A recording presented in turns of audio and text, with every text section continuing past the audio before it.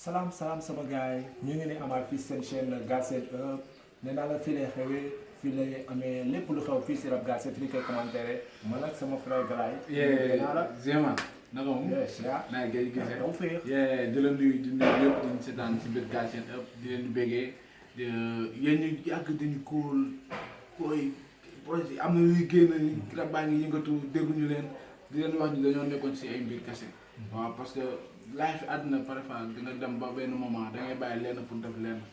waaw ñun nag dañoo nekkoon suñu occupation moom mu nekk si côté moom mu nekk samay côté mais du woon dara di leen di wax tamit gis nañ appel yi gis nañ message yi donc day wane ni gars yi ñu ñuy bàyyi xel quoi mais vrai que ni su YouTube suñu fiwuñu dara parce que suñuy vie bëriwul abonnement yi bëriwul di leen sàkku tamit bu nekkee mën ngeen dem abonné ci page yi partager bës cloche de notification yi comme ça mbir mi gën a yaatu. surtout loolu des fois xët-xëtu àdduna dina tax ngay bàyyi leen di def leen mais samedi bi passé projet yu génn nañ am na son yu génn yëpp di ngeen ko am fii seen chaîne Galsen Hub ñu ñoo koy commentaire ngay gis Galaye tey bi ñu commencé. waaw xam nga mënuñu wax lu jot a génn lépp. mais dañuy xool loo xam te moo gën a nekk actualité quoi. tey dinañ laal ñaari sujet mooy Omzo bi gis nañ mu génne benn projet boo xam ne dafa def it. kii nii aussi taal bi ak. Karbala def nañ sound boo xam ne. doo nice boobu ñëpp ko validé quoi. léegi ñaar yooyu la ñuy wax pour tey. waaw après dinañ ñëwaat si yeneen vidéo yoo xamante ni dinañ gën a xuus si yeneen sound yi. tey ñu ngi ñëw si projet Omzo Beat. Omzo Beat projet bi mi ngi tudd 808. 808 ak ay son yu bari ak nombre de rappeurs yoo xam ne invité nañ leen. rapport mi ngi ku ci mel ni One Lyrical ku ci mel ni Tizi ku ci mel ni Cëk ak Mr Cash One Vito Dog Boy ak Authentic Zest ak One Lyrical ñaari sound mais son bi man li ma ci gën a neex mooy ñëpp assuré bien sûr parce que biti waaye Omzo Beat on sait pas kan moo ko conseillé wala soit naka la def ba jël choix yooyu noonu mais juumul quoi.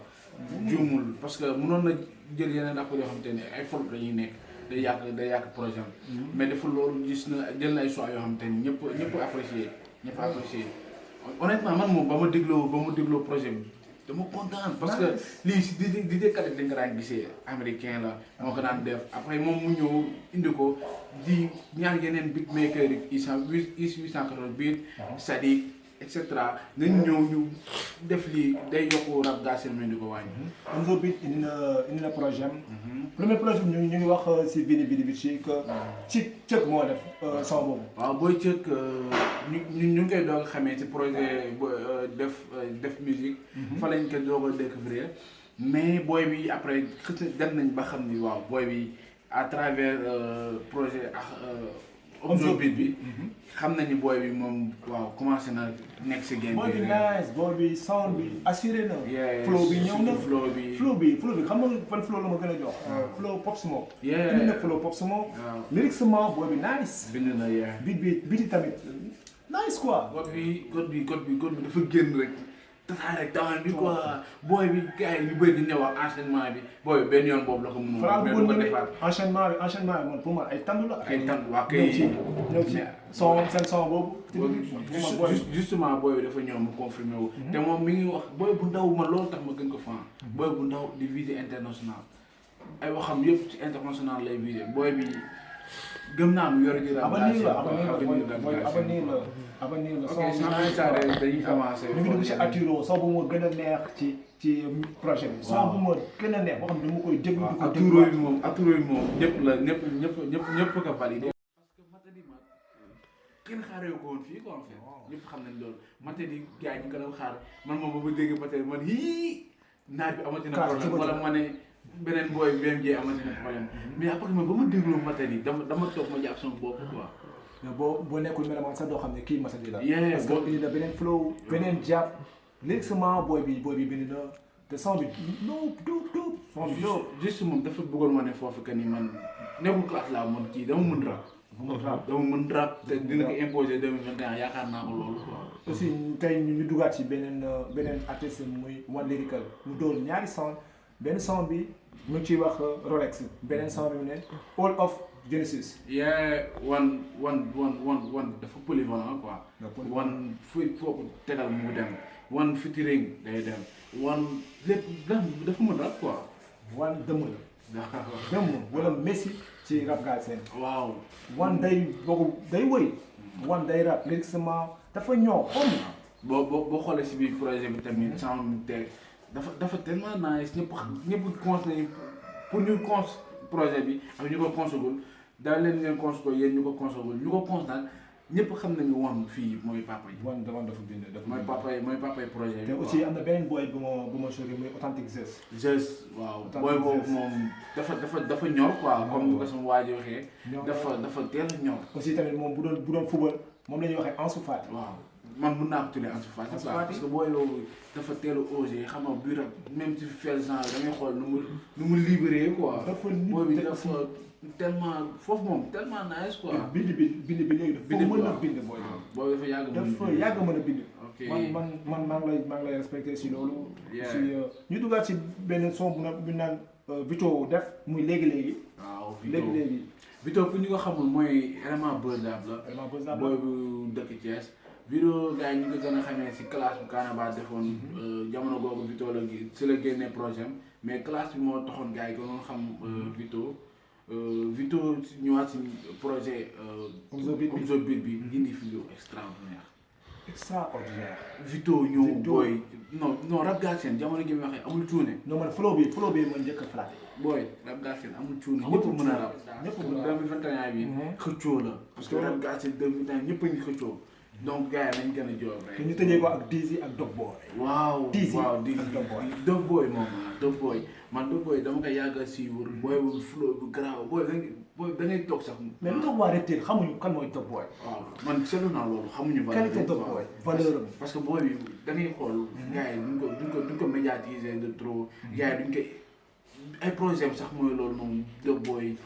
Dog Boy élément bu grave ngeen yor. waaw parce que flow bi rek c'est wane na ko chose fii quoi. confirmé na fii assuré na fii Dog Boy dafa grave.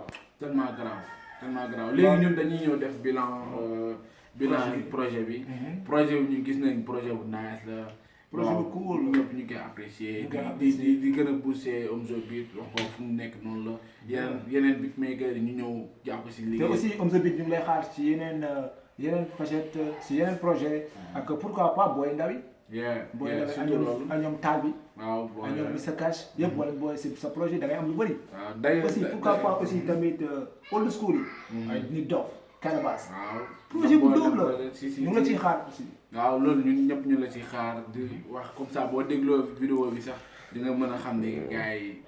waaw apprécier nañu. suñu point de vue la suñu point de vue léegi ñu ngi jàllaat si beneen sound. waaw muy sound boo xamante ni moom mooy suñu deuxième partie moom lañ nar a tëjee suñu vidéo muy Taal bi ak Karbala. Taal beeg Karbala. what the fuck. Taal beeg Karbala son bu dóor.